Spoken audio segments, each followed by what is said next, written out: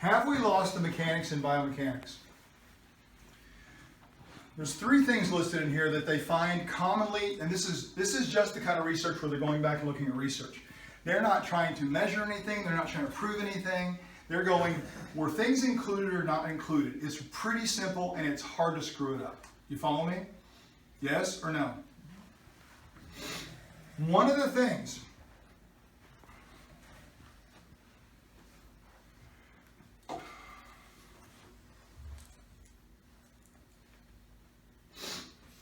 they talk in here about equal and opposite forces, they talk about inertial effects, they talk about all this stuff, but these things should not be confused with joint forces. One of the things that is left out of this stuff are muscular forces for the most part, are left out. And the dumb thing is, every shearing force is directed by muscle. And you're trying to calculate shear without calculating the muscular response to resistance. And that's what produces the shear. Shear is always in the direction of the muscular pull. So how do you leave out muscular influence and scare people with the word shear when you don't know what the fuck causes it? That's not every piece of research. That's the majority of the ones they looked at. We're not measuring torque, we're not doing this. Here's a great example.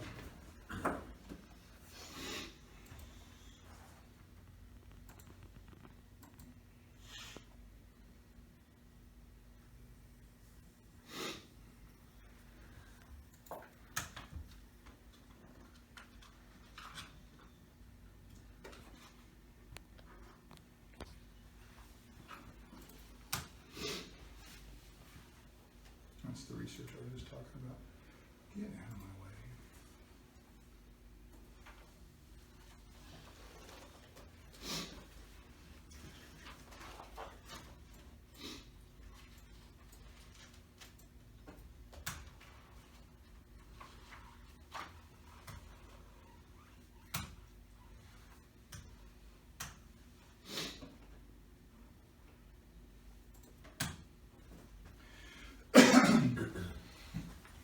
We didn't go over this in lower extremity, I don't think. I stopped doing it because rarely has anybody done their Science 1 homework enough for this to matter. So I end up saying words and showing things that are entirely dependent upon your vocabulary and forces and resultants and translation and compression and all those things that people want, their brains want to dismiss as we go through them. And then I try to show you something using them. And now I'm speaking another language to you, and that's sad because there was one reason we did Science 1 first. It's hard. There's a lot of new stuff there. What's this? A couple possible answers. What is this? What is this? Resultant. It is not a resultant. Because this and this does not quite create a quad pull. It's the quad.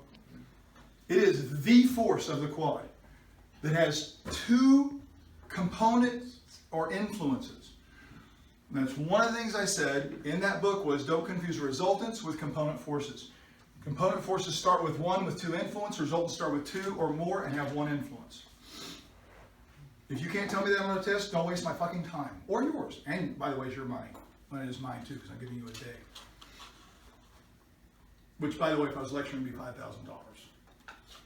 So if you fail, I should charge you for my lecture rate, not for my $600 test or whatever it is. Okay, so what are they showing us here? This is the force of, they're calling it X and Y, like a 2-dimensional axis system. What did we call this and this? Rotational and transitory. Come on. You should be able to whip this stuff out. You've been through this twice. The question is, what do you do when you go home? What happens here? What is this? I just told you. What is this? Rotation. Thank you. What is this? Okay, now realize both of these are wrong because they do not turn on through the axis. Remember that? Okay, but we're going to go with it anyway because it's not the point. Here's the point. This says there's 2 problems. There's a couple problems with this. I need you to find them. In lower extremity, I would have told you, but this is too late. You got to come up with these. With the knee close to full extension, which one of those do they appear to be talking about right now? That was a trick question. It says A and it says A. A forceful quadricep contraction, how much is that?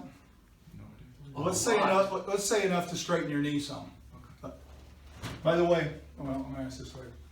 Is capable of inducing an anterior tibial translation. First of all, they're showing us with arrows what?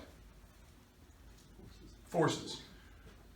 Is translation a force? Or did they just equate shear and translation as the same thing? Did they make that kindergarten mistake that I just said, and it is in bold in our book? Shear is not a motion. And while they didn't mention shear, that's what this arrow indirectly represents. It's still not shear. They still haven't shown us in the picture what they said. They haven't shown us translation, and they're talking about what happens here. This is a component. They'll end up causing translation, but they still, end up causing shear, but they haven't shown us shear. Who's with? Nobody gets. Where would shear actually be drawn? At the joint. It's a joint force. This is not a joint. This is a rotational component of this quad. The book is wrong. This statement is wrong in at least two ways. This is not translation. Translation is a motion. Shear is not translation, and they're not even showing us shear. They've shown us a rotational component of the quadricep. Three mistakes. And somebody's memorizing this and saying this as it's science. Now tell me I can't question science.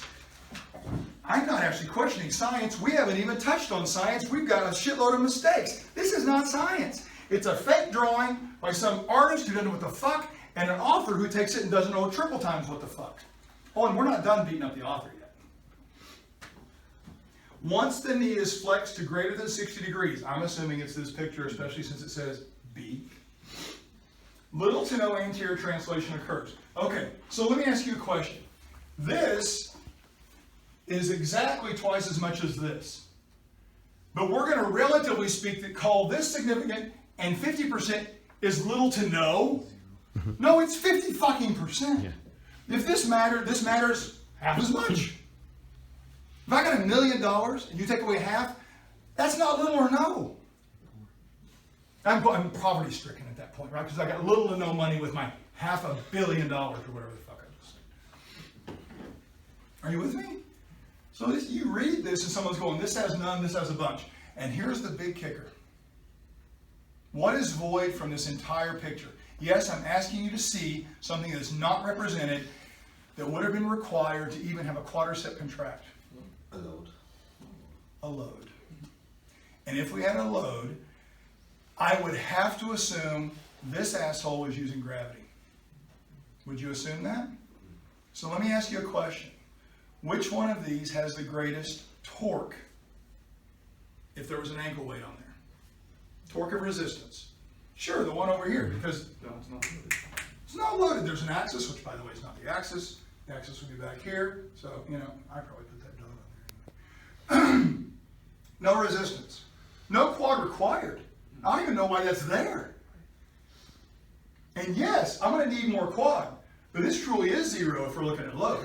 But torque's never figured into it. The torque of resistance. The resistance profile is never figured into it. They're just demonizing the knee and its situation, and they haven't identified the situation. But this is science that you're not supposed to question. This is a textbook. Who are you, Tom? You've never written anything. And you know why I refuse to put out a book? Because I know how wrong it'll be. That's why I say in all my chapters, they're all rough drafts. Because I know they're riddled with mistakes. And my ego goes the opposite.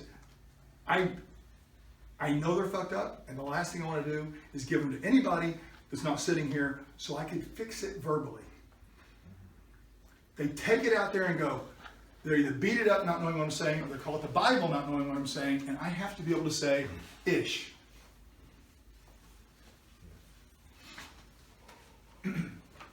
What could we do? Machines are bad. Machines are satanic. You understand this, right? But what can I do with a machine to alter this profile? What can I do to make this actually go down and this go up with a machine? Manipulate the load. Manipulate the load. Change the resistance profile, so it's harder here than here. I can change all that shit. This is what machines are for. But they're bad. Well, actually, most of them aren't bad. They don't know how to make them. And if they made them pretty decent, would anybody know how to use them? Somebody would be doing seated calves under this fucking thing, okay? To spot reduce, no less. Or, you know. So here's a question for you. Here's another screw up. If we assume a direction of resistance, we would also assume that this is harder. Right, Dan? What you just said. This is harder. If this is harder, wouldn't the quad be working harder? Then why is this the same length as this? Because the magnitude of the arrow is the magnitude of the force is represented by the length of the arrow. Yes? Guys, this is real biomechanics. Well, what people been doing ain't shit. You've been getting less than the kindergarten version, because I just want you to know something in the gym. You want to beat up textbooks? You got to step it the fuck up and have a language. That's up to you, though. It doesn't affect what we do in the gym. But it does affect whether you believe this horse shit or not. It being bound with a hard cover doesn't mean shit. So did you understand what I just said? Tiago did what I just said. Part of. Well, show me the part you know. So Just that last statement is all I'm talking about. So we saw that shear has to be drawn in the joint. Nope. Which is not. What I said. It being bound by a hard cover doesn't mean shit. That is exactly what I just said. Before that.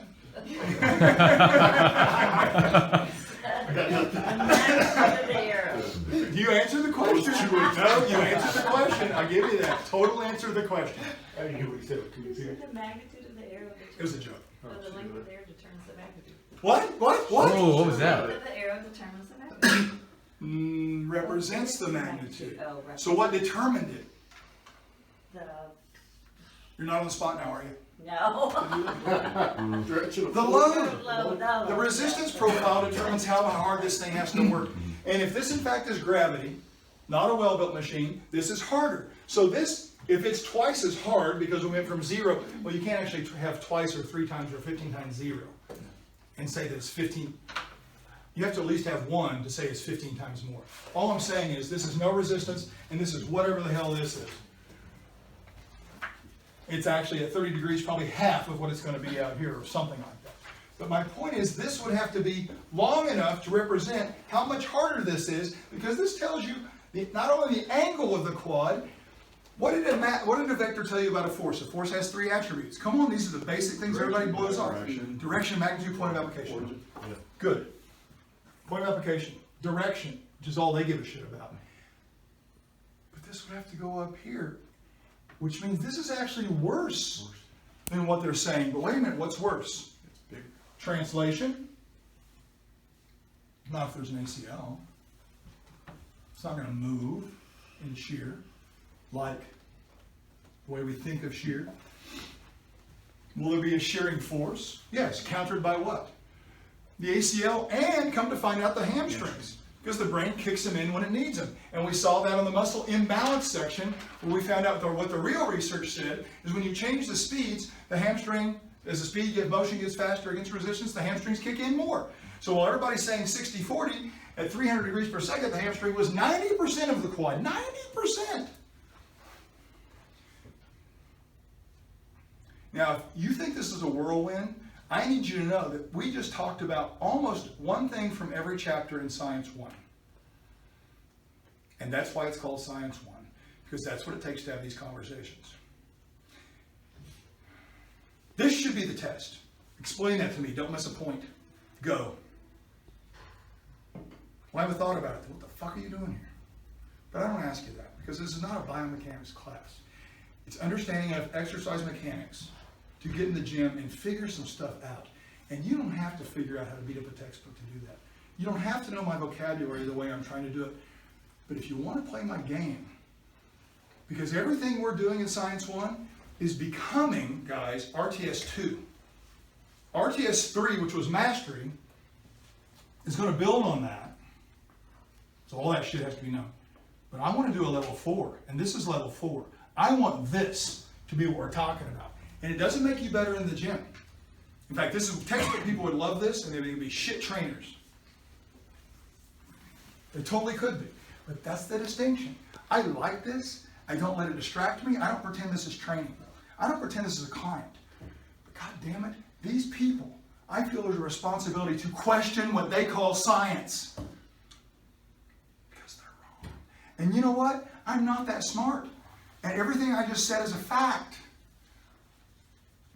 Is a mathematical fact. So you don't have to believe Tom. Get a fucking calculator. This is my representation of a calculator, even though it's just a TV remote, but it has numbers on it, okay? Get it. Wow, we just learned a bunch of stuff there. The least of which was this. Let's go back to the big satellite view. What are we talking about here?